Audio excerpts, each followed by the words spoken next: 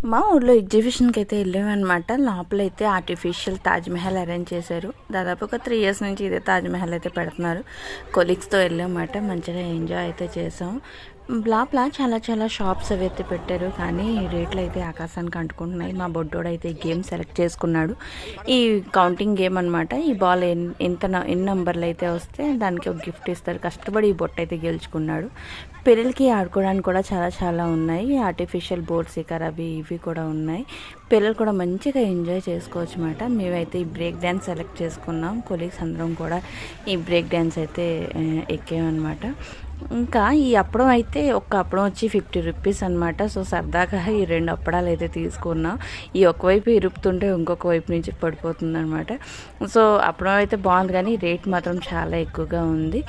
ఇంకా ఈ మంచిగా అయితే ఎంజాయ్ చేసాం. చాలా చాలా బాగుంది. Thanks for watching my channel.